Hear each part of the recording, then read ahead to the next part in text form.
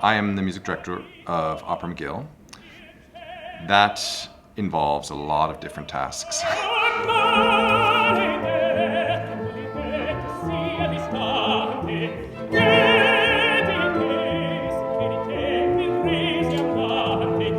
Working with singers, getting them ready to sing roles. So that can sometimes be diction, sometimes be working on ornamentation, working on simply singing through some of the more difficult aspects of the role.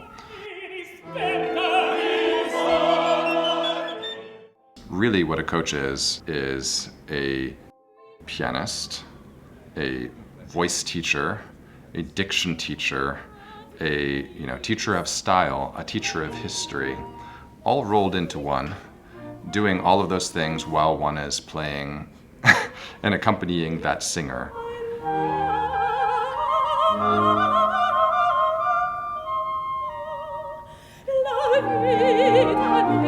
I take care of the orchestra. I'm ensuring that we have the right materials at the performance library for the orchestra to be able to practice, but also, for them to have markings of what we're going to be doing. I hear the auditions with Patrick, and we together come up with repertoire and casting.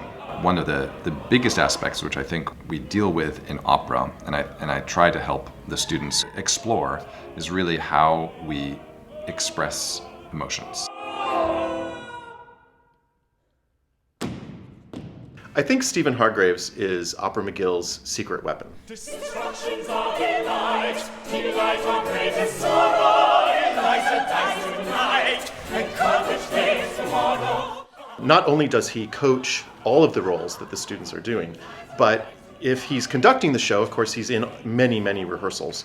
If he's not conducting the show, he's still in the rehearsals. He's in the background. He's taking notes, and then when they come off stage, he walks over to them and gives them words of encouragement. He's a very inclusive teacher because sometimes you have a large voice, so sometimes it's a little bit complicated to do some type of works, and Stephen knows exactly how to do it. So he's taking my voice to a place that I maybe never thought about it. So yeah, it's working very well with him. I grew up in Marion, Massachusetts. It was when I was 9. Frankly, I don't remember why I got interested in music, but I just told my parents I want to be a pianist.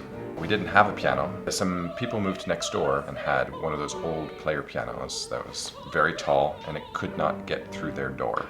And so, boom, I had a piano. I guess it was 6th or 7th grade. I had a music teacher who said, I wish somebody played a, more unusual instrument, like a horn. So, and I was like, oh, horn, what is horn? I started playing horn. So I was playing horn all the time, I was playing piano all the time. One of the teachers who I worked with was Martina Arroyo, one of the most wonderful human beings, and she just sort of welcomed me into the world of singing, the world of opera. I only had 2 students, but she just was very supportive of all of the work I did with them, and she sort of pushed me to coach them more, do recitals with them. And it started to be clear to me that horn was not my direction. I started playing more and more and more with opera singers, with recitalists. I think it was my 3rd year at Indiana. There was a student opera company which had started. They needed a pianist. So I remember auditioning for the music director, a conductor, and he was lovely, and he was like, yes, we'd love to have you on board. Sort of towards the end of my degree, I got offered a job to be an assistant conductor for an operetta company in Chicago. From there to another kind of, I would say it's an alternative opera company in Chicago Opera Theater. I did every musical job that one could do at an opera company. Simultaneously, I was doing work internationally, work locally, work all around the States. But I basically was a freelancer.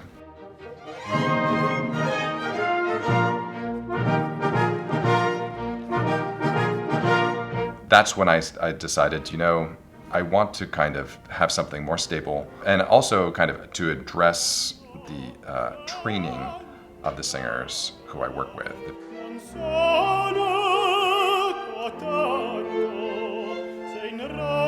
Training of pianists who I work with, training of conductors.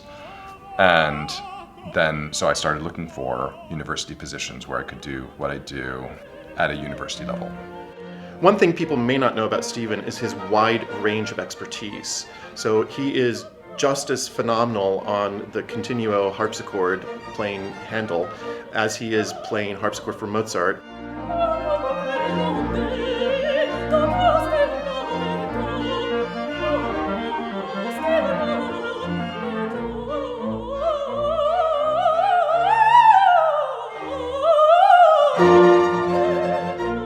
As he is conducting Donizetti, or in particular 20th and 21st century music. I just love what Patrick is able to do, classes, community that opera creates, seeing the growth of the students, the repertoire, the way that we were able to dig into the repertoire. On the paths, in the woods, on the banks, by the walls, in the lawn, washed grass and leather. The orchestras, student orchestras, are just really fantastic, and when they see what's going on, they invariably get very excited by, oh, this is really something different than symphonic playing.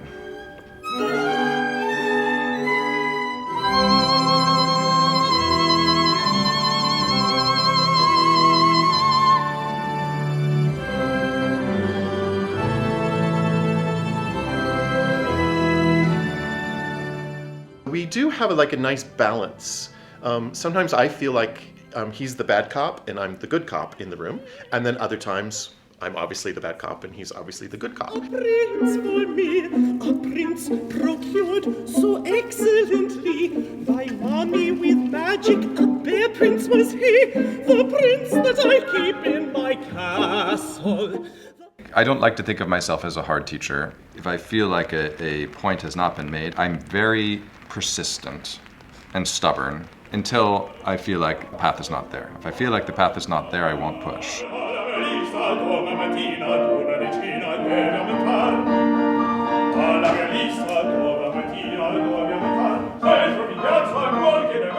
It's a team effort. Stephen and I talk about everything. And so from casting to just actually yesterday, we had a big long meeting about what operas should we be doing. And he proposes operas, I propose operas, we look at them, and then we come together with an overall plan. In some ways we can accomplish more at this level than I could ever accomplish in the professional world. We can help these singers take huge steps.